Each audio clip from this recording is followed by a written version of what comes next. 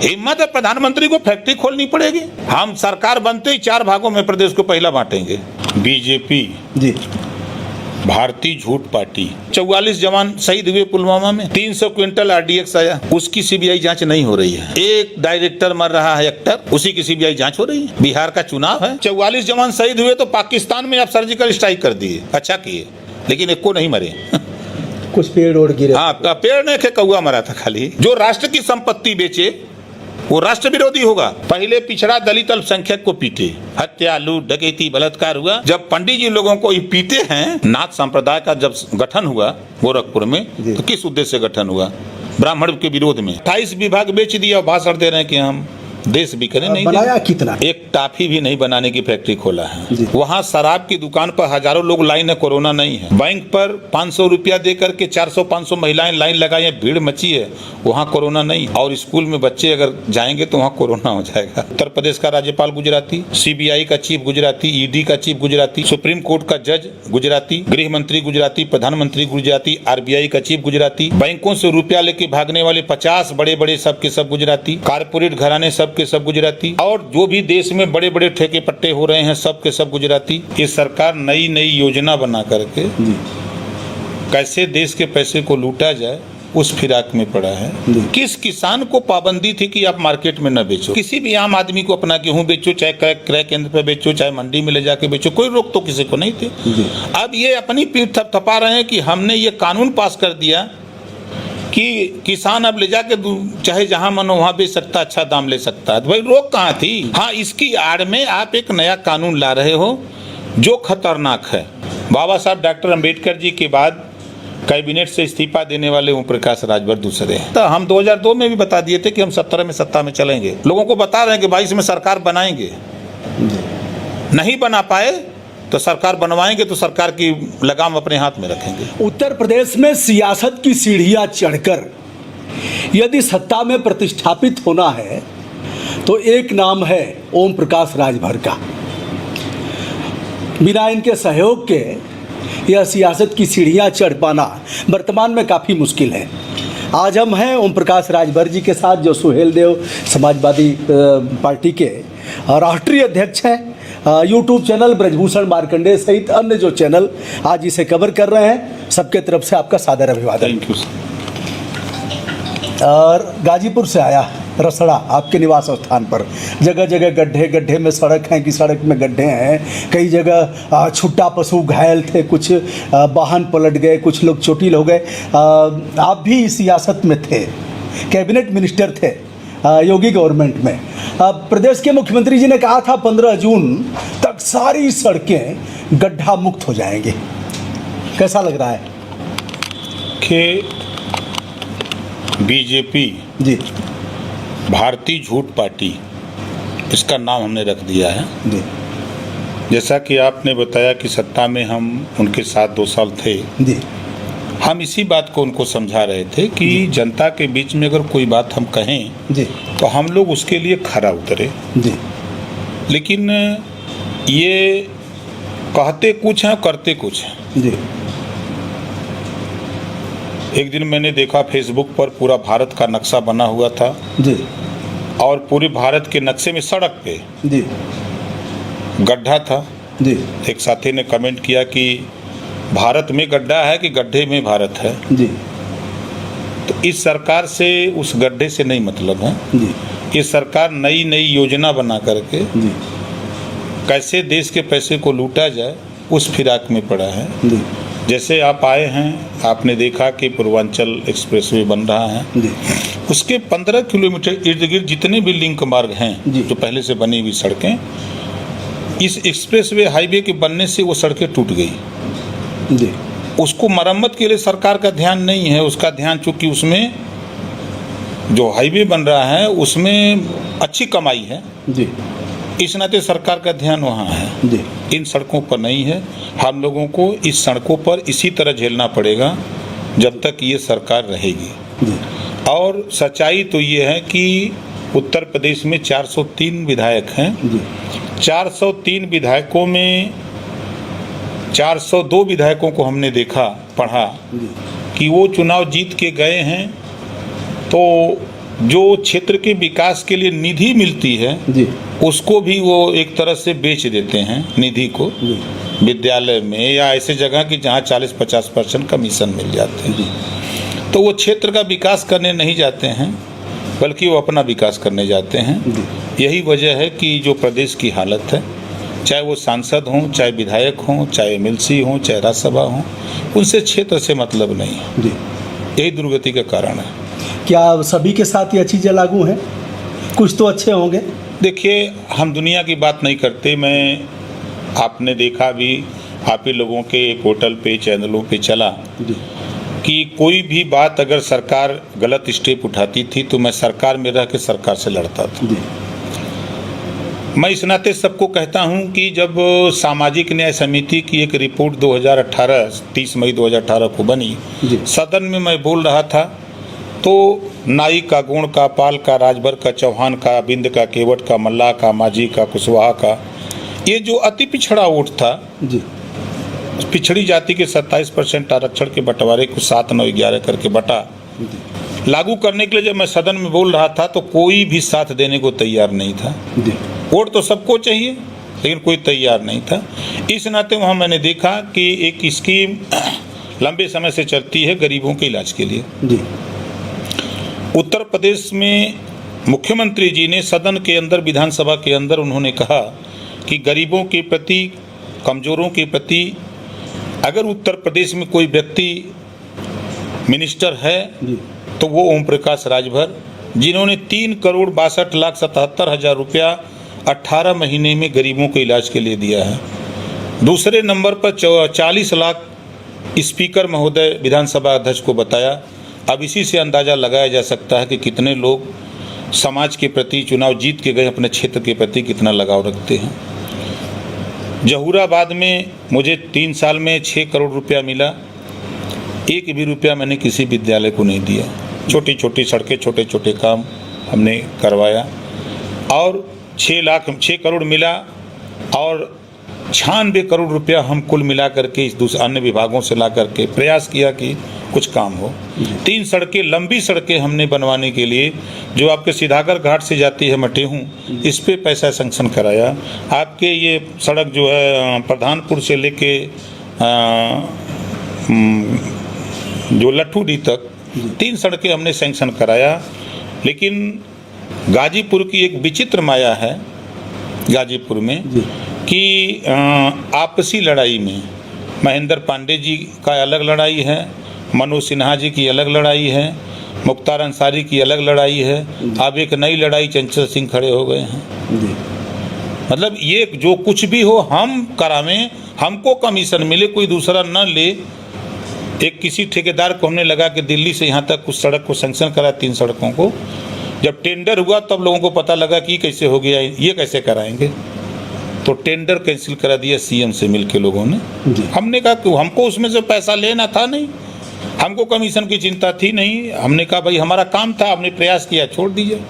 तो ये गाजीपुर के साथ एक बड़ा भेदभाव होता है, या आपस की लड़ाई में ये धोखा होता है कि नेता आपस की लड़ाई में विकास नहीं कर पा रहे हैं। ओम प्रकाश जी, चिकित्सा की बात आपने किया और संविधान में वर्णित है कि देश का कोई भी व्यक्ति दवा के अभाव में नहीं मरेगा और भूख के अभाव में नहीं मरेगा, यह उसका फंडामेंटल राइट है। गाजीपुर, जहाँ से आप विधानसभा का प्रतिनिधित्व कर रहे हैं, जहूराबाद, वह गाजीपुर में है और वहाँ एक भी सर्जन 3 साल से नहीं है। जब मुख्यमंत्री जी आए थे तो एक सर्जन वाराणसी से और दूसरा सर्जन आजमगढ़ से बुलाया गया था। आयुष्मान योजना और यह योजना इलाज, तो इससे किस रूप में देख रहे हैं? क्या इसे सदन में उठाना चाहेंगे? गाजीपुर ऐसा जिला जहां से आपने कई नाम लिया है। देखिए, इस मामले को मैं सदन में तो छोड़ दीजिए, स्वास्थ्य मंत्री से, मुख्यमंत्री से मिलकर भी इस बात को कहा। मैं साथ में पूर्व प्रमुख कासिमाबाद देवेंद्र सिंह को लेके गया था। उन्होंने इस बात को हमसे कहा, तुम कि चलो आप मेरे साथ कम से कम गवाह तो रहोगे। देखिए, सबसे बड़ी बात है कि सरकार की जो मंशा है, मंशा साफ नहीं है, भेदभाव है। अब जैसे अभी आपने, मैं भेदभाव क्यों कहता हूँ, 8 जिले में उपचुनाव है, वहाँ 24 घंटा बिजली तब तक रहेगी जब तक चुनाव होगा। जब तक मुख्यमंत्री रहेंगे गाजीपुर में तब तक सर्जन रहेगा। और वो चले जाएंगे तो वो चला जाएगा। जी। तो सरकार की मंशा ठीक नहीं है जी। कि व्यवस्था हम दें। वो अब क्या कहें, मैं फिर कह रहा हूं कि बीजेपी कहती कुछ है करती कुछ है। अभी जैसे बड़ी पीठ थपथपा रही है बीजेपी जी। किसानों का कानून बना के। जी। अब हम समझ नहीं पाते हैं कि पहले जो सरकारें थी, अभी इसके पहले जो सीजन था रबी का गेहूं, जी। किस किसान को पाबंदी थी कि आप मार्केट में न बेचो? आप किसी भी आम आदमी को अपना गेहूं बेचो, चाहे क्रय केंद्र पे बेचो, चाहे मंडी में ले जाके बेचो, कोई रोक तो किसी को नहीं थी। जी। अब ये अपनी पीठ थपथपा रहे हैं कि हमने ये कानून पास कर दिया कि किसान अब ले जाके चाहे जहां मन हो वहां बेच सकता, अच्छा दाम ले सकता है। तो भाई रोक कहाँ थी किसान को? हाँ, इसकी आड़ में आप एक नया कानून ला रहे हो जो खतरनाक है। जी। जो न्यूनतम मूल्य आप निर्धारित नहीं कर रहे हो, ये खतरनाक है। आप उद्योगपति को दे रहे हो, प्राइवेट को दे रहे हो, वो बीज देगा, खाद देगा, आप उसके साथ एग्रीमेंट करना पड़ेगा कि हम अपना माल तुम्ही को बेचेंगे। जी। तो अब हम एग्रीमेंट कर लेंगे। अब वो प्राइवेट जब आ जाएगा तो ये क्रय केंद्र और मंडी समिति खत्म हो जाएगा, तो किसान का माल जो गेहूं 2000 का तो कहेगा कि हम 1200 में लेंगे। अब मजबूरी में उस किसान को देना पड़ेगा, नहीं तो वो घर रख के सड़ावे। इसी का विरोध लोग कर रहे हैं। और ये पता नहीं, अगर कानून सही है जी। तो फिर राज्यसभा में बहस क्यों नहीं, चर्चा उस पर क्यों नहीं? सरकार भाग क्यों रही है? सही काम है तो उसको करे। लेकिन ये शुद्ध रूप से पूंजीपतियों का जहां लाभ दिख रहा है, पूंजीपतियों को लाभ देने के लिए ये सरकार कटिबद्ध है। हर कानून, जी। आप चाहे देखिए, मोदी जी, हम भारतीय झूठ पार्टी क्यों बोलते हैं? जी। मोदी जी ने कहा हम देश बिकने नहीं देंगे। रेलवे बेच दिया, बैंक बेच दिया, LIC बेच दिया, BSNL जो देश की सबसे बड़ी भारत दूरसंचार निगम है, आप जियो प्राइवेट को लाभ पहुंचा रहे हो, अपने देश की जो एजेंसी संस्था है उसको किनारे लगाए हो। 28 विभाग बेच दिया और भाषण दे रहे हैं कि हम देश बिकने नहीं बनाया कितना, जैसे कुछ रेलवे स्टेशन बनाया, कुछ एयरपोर्ट बनाया, कुछ बनाया इन्होंने। एक टाफी भी नहीं बनाने की फैक्ट्री खोला है। जी। एक टाफी भी बनाने की फैक्ट्री नहीं खोला। हम उत्तर प्रदेश के हैं, हम खास तौर से गाजीपुर में हैं। गाजीपुर में एक भी ये छोटी सी बता दें कोई योजना दिए हों? ओम प्रकाश जी, एक बार आपने शराब का विरोध किया था कि शराब आत्मा को मारता है और लोग पीते हैं इससे, तमाम चीज़ें। बिहार में शराब बंद है, हमारा पड़ोसी राज्य है। इस समय जो गो आश्रय केंद्र हैं उनका संचालन दारू के पैसे से होता है। दारू पर बियर, अंग्रेजी शराब और देसी शराब पर टैक्स लगाया गया। जो पैसे उससे मिलते हैं उससे गो संरक्षण होता है। कैसा, शराब पिलाओ और गाय बचाओ, कैसा लग रहा है? नहीं, देखिए, हम 2002 में पार्टी बनाए, जी। तब से मैं शराबबंदी का अभियान चलाता हूँ। उसमें आप भी उसमें शामिल हैं, आप भी चलाते हैं। 2 विभाग है जी। सरकार की, बड़ी विडंबना है। जी। एक मद्यपान निषेध विभाग है, दारू पीते पकड़े गए तो जेल जाओगे। दारू विष से भी भयंकर है, जी। इसको मत पियो। एक मद्यपान निषेध विभाग ये अपना योजना चलाता है। जी। और दूसरा, दारू पियो, ठिका लो। आबकारी विभाग खुलेआम ठिका दे रहा, जो ज़्यादा बोलेगा उसको हम देंगे। गांव अब तो दुकानों पे खोलने की तैयारी हो रही, दुकानों तक पहुंचाया जाए। तो ये शुद्ध रूप से, जैसे कोरोना जैसी महामारी में अधिकारी और पुलिस के लोगों ने बड़ी मेहनत किया। लगभग 40 दिन इन लोगों ने बड़ी मेहनत किया, बड़ी गाली सुना, तमाम तरह की बात। लेकिन ये सरकार शराब का ठेका खोल करके ये साबित कर दिया कि बगैर शराब से हमारी सरकार नहीं चल सकती। वहाँ शराब की दुकान पर हजारों लोग लाइन है, कोरोना नहीं है। बैंक पर 500 रुपया दे करके 400-500 महिलाएं लाइन लगाई हैं, भीड़ मची है, वहाँ कोरोना नहीं है। और स्कूल में बच्चे अगर जाएंगे तो वहाँ कोरोना हो जाएगा। ये विडंबना है इस सरकार की। तो ये सरकार जो योजना बनाती है उसका क्रियान्वयन, या तो ये लोग ज़्यादा पढ़े लिखे लोग हैं या तो समझदारी नहीं है। 2 बातें हमारे समझ में। इस नाते कि जिस तरह ये योजना बनाते हैं, अब आज की तारीख में 3 रुपया किलो भूसा कहाँ मिलेगा? जी ये प्रधान से कह रहे हैं कि आप खरीदो, कहाँ से खरीदेगा वो? अब तो वो जाएगा भ्रष्टाचार की तरफ। तो उसको 10 किलो खरीदना है तो वो पता लगेगा कि बिल बनाएगा कि हम 50 किलो खरीदे, तब ना उसको भूसा वहाँ तक पहुँचाएगा। गौशालाओं की हालत ये है कि दिन में कुत्ते नोच के खा रहे हैं जिंदा पशुओं को, और रात को आपके सियार खा रहे हैं। और सड़कों पर आप देखते होंगे जो गौरक्षा की बात दुहाई देती है बीजेपी, भारतीय जनता पार्टी, ये गाड़ी लेके गुजर जाते हैं और सड़क पे गाय मरी छटपटा रही है भूख से, पानी से, प्यास से, लेकिन उधर उनका ध्यान नहीं है क्योंकि चुनाव नहीं है। चुनाव होता तो खड़े हो जाते खड़ से कि भाई अन्याय हो रहा है। आपका प्यार कैसे हो गया था भारतीय जनता पार्टी से? पहले आप नहीं जानते थे या बाद में जाने? देखिए, कभी कभी ऐसा होता है कि कीचड़ को साफ करने के लिए कीचड़ में हिलना पड़ता है। मैं जानता था इनके कारनामे को कि मैं लंबे समय तक पार्टी को 14 साल चलाया और हमारे कार्यकर्ताओं का धीरे धीरे एक असंतोष व्याप्त होने लगा कि हम सत्ता में नहीं पहुंच पाएंगे कभी।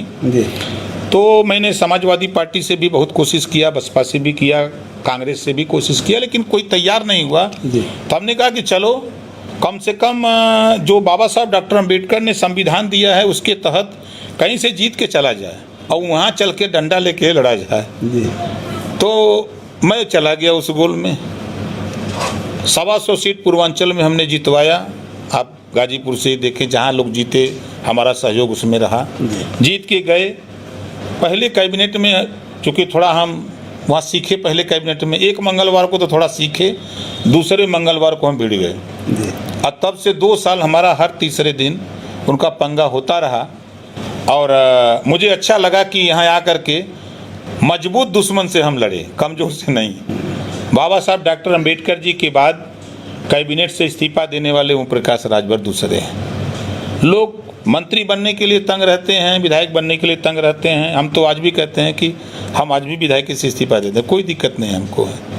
हमारा मकसद है कि देखिए, देश तभी तरक्की करेगा जब शिक्षित होगा समाज। नौजवानों को रोजगार चाहिए, खेत को पानी चाहिए, हर हाथ को काम चाहिए। लेकिन ये सरकार शुद्ध रूप से गुजराती उद्योगपति या व्यापारी कह लीजिए, ये पूरे व्यापारी सोचे कि फैक्ट्री खोलेंगे तो जमीन खरीदना पड़ेगा, मजदूरों को मजदूरी देना पड़ेगा, अधिकारी लगाना पड़ेगा, मशीन लगानी पड़ेगी। यहाँ सारा सिस्टम बना हुआ है, तो क्यों ना इसी सिस्टम पे कब्जा कर लिया जाए। अब कब्जा कर लिया। उत्तर प्रदेश का राज्यपाल गुजराती, CBI का चीफ गुजराती, ED का चीफ गुजराती, सुप्रीम कोर्ट का जज गुजराती, गृह मंत्री गुजराती, प्रधानमंत्री गुजराती, RBI का चीफ गुजराती, बैंकों से रुपया लेके भागने वाले 50 बड़े बड़े सब के सब गुजराती, कारपोरेट घराने सब के सब गुजराती, और जो भी देश में बड़े बड़े ठेके पट्टे हो रहे हैं सब के सब गुजराती। तो ये सारे लोग गुजराती। ऐसा क्यों हुआ? जैसे बापू भी गुजराती, गृह मंत्री सरदार पटेल भी गुजराती। गुजरात का एक बड़ा नाम था राष्ट्रीय आंदोलन से लेकर के, तो ऐसा क्यों हो रहा है? राष्ट्रीय आंदोलन, देखिए उत्तर प्रदेश का बहुत बड़ा योगदान है। गुजरात जैसे बापू को, गांधी को कर लिया जाए। नहीं, गांधी जी देखिए नेतृत्व भले कहीं कोई से करे, लेकिन देश की आज़ादी में हम जहाँ बैठे हैं बलिया, शुरू किया गुजरात के गांधी जी ने, और सबसे पहले आज़ादी बलिया ने ले लिया। सबसे पहले आज़ादी बलिया ने ले लिया। तो पहले तो गुजरात को आज़ाद होना चाहिए, तो बलिया कैसे हो गया? तो ये उत्तर प्रदेश एक बड़ा प्रदेश है। यहाँ के लोगों ने जो संघर्ष किया है, यहाँ के महापुरुषों ने संघर्ष किया। ऐसा नहीं है, आपके ज़िले वीर अब्दुल हमीद को उठा के देखिए अपने ज़िले में। तो इसी तरह 75 ज़िले में हमारे महापुरुषों ने काफ़ी संघर्ष किया है आज़ादी की लड़ाई में। और उत्तर प्रदेश ने प्रधानमंत्री की कुर्सी पर कई लोगों को बैठाया है, जो हम देख रहे हैं। BP सिंह जी बैठे, चंद्रशेखर जी बैठे, अभी मोदी जी भले गुजरात में शरण नहीं मिली और आकर उनको शरण मिली तो यूपी में बनारस शरण मिली, तो वो यूपी का ही माना जाएगा ना, मतदाता तो यूपी के हैं। तो ऐसा नहीं है कि गुजरात के, देखिए गुजराती सब बिजनेस वाले हैं, तो उन लोगों ने जो योजना वो बनाते हैं, उनकी योजना के शिकार सब लोग हो जाते हैं। और जब तक योजना का पर्दाफाश होता है तब तक वो लूट लेते हैं। पिछले दिनों जो प्यार हुआ था आप और उनका, जैसे पता नहीं उधर से हुआ था इधर से हुआ था, जो भी हुआ यह टूट गया, आगे किसके साथ होने वाला है? देखिए, जहाँ तक प्यार की बात है कि राजनीति में व्यक्ति, उनको भी आवश्यकता थी, हमको भी आवश्यकता थी, दोनों की आवश्यकता थी, तो दोनों लोग मिले जरूर। दोस्ती कुछ दूर चली लेकिन दिल नहीं मिला दिल टूट गया आगे का सवाल जो आपका है, तो हमने एक भागीदारी संकल्प मोर्चा बनाया है। माननीय बाबू सिंह कुशवाहा, उनकी पार्टी है जन अधिकार पार्टी, श्रीमती किशड़ा पटेल अपना दल, अनिल चौहान जनता क्रांति पार्टी, प्रेमचंद प्रजापति, बाबू रामपाल, रामधनी बिंद, रामकरण कश्यप, ओम प्रकाश राजभर, ये 8 लोग मिलकर के हम लोगों ने भागीदारी संकल्प मोर्चा बनाया।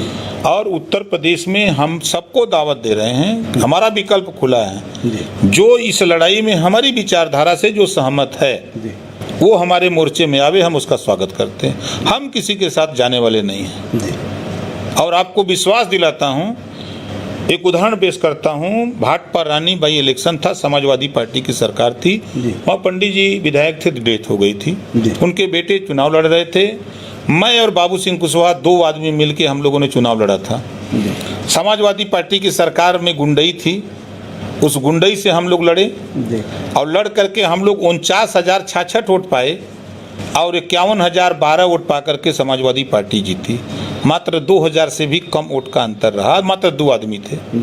तो आज की तारीख में आप अपने गाजीपुर में उठा के देखिए, निषाद बिंद इकट्ठा हो जाए, राजभर इकट्ठा हो जाए, चौहान इकट्ठा हो जाए, कुशवाहा इकट्ठा हो जाए, प्रजापति पाल इकट्ठा हो जाए, तो कहीं ब्राह्मण लड़ा दीजिए, कहीं राजपूत लड़ा दीजिए, कहीं यादव लड़ा दीजिए, कहीं चौहान, किसी को लड़ा दीजिए, तो उसका भी तो वोट मिलेगा जो जाति है आंकड़ा, तो बड़ी ताकत के रूप में। हाँ, आपको देखिएगा ना, अभी जैसे सपा बसपा गठबंधन हुआ तो लोग मजाक समझते थे, लेकिन जब 20 दिन चुनाव रह गया तब लोगों को लगा कि बाप रे बाप तो आधी आ रही है।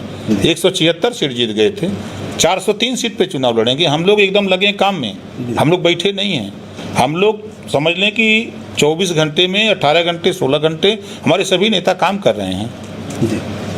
क्या यह नहीं लगता कि लंबे समय से फाइट करते करते, धरना प्रदर्शन, घेराव, थाना, तहसील, जैसे शुरुआत तो यहीं से हुई, आज भी हो ही रही है कार्यकर्ताओं के लिए ऐसे तैसे, यह नहीं लग रहा है कि सत्ता सूट नहीं करेगी और केवल विपक्ष में और ऐसे करके नहीं ऐसा लड़ते रहेंगे? देखिए, संघर्षी जीवन है, व्यक्ति को संघर्ष करना चाहिए, अन्याय हो रहा है तो उसके खिलाफ लड़ना चाहिए। सत्ता कोई जरूरी नहीं, सत्ता एक साधन है, सत्ता एक साधन है कि उस साधन से क्षेत्र का, समाज का विकास, और आंदोलन तो होते हैं, गलत हो रहा तो उसके खिलाफ आंदोलन होना चाहिए। और आंदोलन से हम घबराते नहीं, आप तो खुद ही आंदोलन करता है, कभी आप नहीं घबराए तो ओम प्रकाश कैसे घबरा जाएगा तो आंदोलन करना चाहिए। और कभी हम तो आज मुझे 38 साल हो गया राजनीति में टिमटिमाते, लड़ते, थाना, ब्लॉक, जिला और लखनऊ तक घेर घार करते, कभी हमने अपने मन में निराशा नहीं लिया है। हम हमेशा पॉजिटिव सोचते हैं, जो निगेटिव होना होता जाए, उससे क्या हमसे मतलब, हम पॉजिटिव करने निकले हैं और करके दिखाते हैं। किसी को यकीन नहीं था, जब आपसे कई बार हम लोग मिले तो आपने भी कहा कि पार्टी अखबार सत्ता में पहुँचे, हमको पहुँचेगी, अब घबराई नहीं, थोड़ा समय लगेगा। हमारे नेताओं को विश्वास नहीं था, हम 2002 में भी बता दिए थे कि हम 17 में सत्ता में चलेंगे, चाहे जैसे चलेंगे, और लेकिन ये भी गारंटी है कि साल 1.5 साल रहेंगे उनको बता भी दिए थे। अब लोगों को बता रहे हैं कि 22 में सरकार बनाएंगे, नहीं बना पाए तो सरकार बनवाएंगे, तो सरकार की लगाम अपने हाथ में रखेंगे।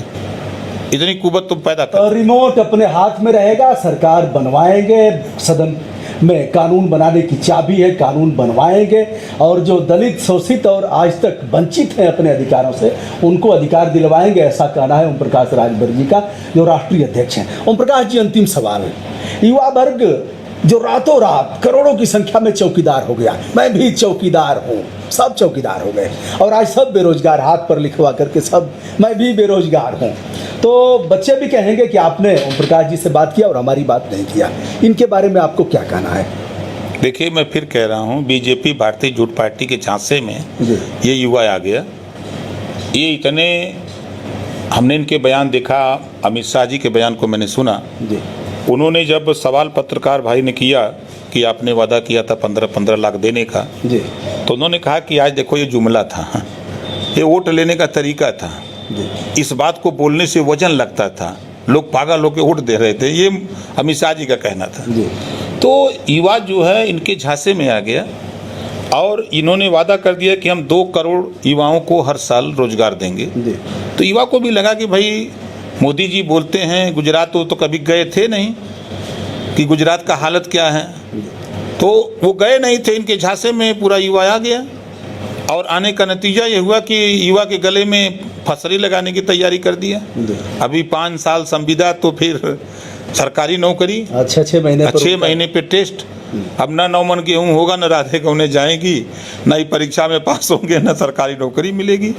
तो ये जो युवा हैं, हम उनसे कहूँगा कि देखिए युवा साथियों, आज पूरे देश की आबादी का 65% आबादी 35 साल के नीचे हैं, जिनको रोजगार चाहिए, नौकरी चाहिए, शिक्षा चाहिए, दवाई चाहिए, उनको ज़रूरत है। तो ऐसे युवा को कहीं भी जाने से पहले सोचना चाहिए कि हम ओम प्रकाश के साथ जा रहे हैं, तो क्या ओम प्रकाश हमारे इस विषय में लड़ रहे हैं कि नहीं लड़ेंगे कि नहीं लड़ेंगे। हम जा रहे हैं मोदी जी के साथ, हम जा रहे हैं मायावती अखिलेश जी के साथ, तो क्या ये लड़ेंगे कि नहीं लड़ेंगे। इनके इतिहास पे भी तो पढ़ लीजिए। तो हम युवाओं से कहूँगा कि देखो, इस्लाम में हमने पढ़ा है खुदा उसी की मदद करता है जो खुद अपनी मदद के लिए तैयार होता है। तो ये युवा अगर अपने रोजगार के लिए लड़े, हिम्मत है, प्रधानमंत्री को फैक्ट्री खोलनी पड़ेगी। हम तो कहेंगे युवाओं से कि ये खाली ओम प्रकाश राजभर को एक मौका दें, लखनऊ पे खाली एक मौका दें 5 साल के अंदर, इसी मोदी जी को मजबूर कर दूंगा। क्योंकि मुझे मालूम है कि आज़ादी दिलाने वाले लोगों की सोच थी कि देश आज़ाद होगा, छोटा छोटा प्रदेश होगा। हम सरकार बनते ही 4 भागों में प्रदेश को पहला बांटेंगे, कुटीर उद्योग देंगे, कच्चा माल सरकार देगी, तैयार माल सरकार खरीदेगी। हम तो भिड़ेंगे। ऊपर वाले ने चाहा अगर मौका मिला तो पहला कदम हमारा होगा कि जो चीन को लाइसेंस दिया है उपभोक्ता बाजार पे कब्जा सामान बेचने का, ये लाइसेंस निरस्त करो। पहला लड़ाई मोदी जी से होगी, आप निरस्त करो, आप सत्ता में बहुमत में हो, बंद करो। एक खाली बंद हो जाए तो करोड़ों नौजवानों को भारत में रोजगार मिलेगा। आवश्यकता उत्पत्ति की जननी है। तो जब जरूरत वो सामान यहाँ नहीं रहेगा तो वो निश्चित है कि बनेगा, तो नौजवान बनाएगा, छोटे छोटे कारोबार फैलेंगे। तो ये काम हम लोग कर सकते हैं, लेकिन देश की सरकारें जो चल रही हैं इनकी नीयत नहीं है। आज आप उठा के देखिए, 44 जवान शहीद हुए पुलवामा में, 300 क्विंटल RDX आया, उसकी CBI जांच नहीं हो रही है। एक डायरेक्टर मर रहा है, एक्टर, बिहार का चुनाव है, उसी को जो है उसी की CBI जांच हो रही है। आप 44 जवान शहीद हुए तो पाकिस्तान में आप सर्जिकल स्ट्राइक कर दिए, अच्छा किए, लेकिन एक को नहीं मरे। कुछ पेड़ ओढ़ गिरे। हाँ, पेड़ नहीं थे, कौआ मरा था खाली। और चीन ने 20 जवानों को शहीद कर दिया। आपको राष्ट्र विरोधी घोषित कर देंगे। उनके कहने से हम हो जाएंगे? वो राष्ट्र विरोधी तो खुद है, वो लोग हैं। हम कह रहे हैं जो राष्ट्र की संपत्ति बेचे वो राष्ट्र विरोधी होगा। ओम प्रकाश राजभर कहने से किसी को हो जाएगा? हम उनको बता तो रहा हूँ, 2022 में योगी जी को हम तो कम, पहले हम सोचते थे कि थोड़ी मदद कम मिलेगी, लेकिन योगी जी ने ऐसा काम करते जा रहे हैं। पहले पिछड़ा दलित अल्पसंख्यक को पीटे, हत्या, लूट, डकैती, बलात्कार हुआ, तो थोड़ा इन लोगों की ये मजबूत लोग काम करते कहते हैं कि चमड़ी मोटी है, लात खाते खाते थोड़ा कम बोलते थे। लेकिन इधर 2.5 महीने से जब पंडित जी लोगों को ये पीते हैं, भगड़े बात तो चुकी है, जागरूक कौम है, ये चिल्लाना शुरू किया, आज हफरी आ रही है सरकार। लेकिन ओम प्रकाश जी, कैसे कहा जा सकता है कि जातीय आधार पर पिटवाए हों? वह तो गेरुआ वस्त्र पहनते हैं, योगी हैं, एक बड़ी पीठ है, संवैधानिक पद पर बैठे, जातिगत आधार पर कैसे पिटवाएंगे? आपको अनुभव है, आप जानकारी हैं, आप हमसे कहवा रहे हैं जो बात, वह जानते हैं आप। नाथ संप्रदाय का जब गठन हुआ गोरखपुर में, तो किस उद्देश्य से गठन हुआ? ब्राह्मण के विरोध में। ब्राह्मण उसमें नहीं रहेगा नाथ संप्रदाय में, तो वो मालिक बैठ गया तो ब्राह्मण को कैसे देखेगा? बड़ा मानते थे आपको जोगी जी, ऐसा? देखिए, ईमानदारी, निष्ठा, मेहनत, परिश्रम, हर जगह व्यक्ति उसकी पूजा होती है। मैं चाहे स्वास्थ्य के सवाल पे आप देख लीजिए, चाहे क्षेत्र के सवाल पे देख लीजिए, चाहे काम के सवाल पे देख लीजिए, या 47 मिनिस्टर हम लोग थे, मैं 47 मिनिस्टरों में योगी जी कहते थे कि देखो ओम प्रकाश से मंत्री कैबिनेट में कहते थे कि ओम प्रकाश से सीख लो, थोड़ा सा तुम लोग करने लगते तो आगे प्रगति हो जाती।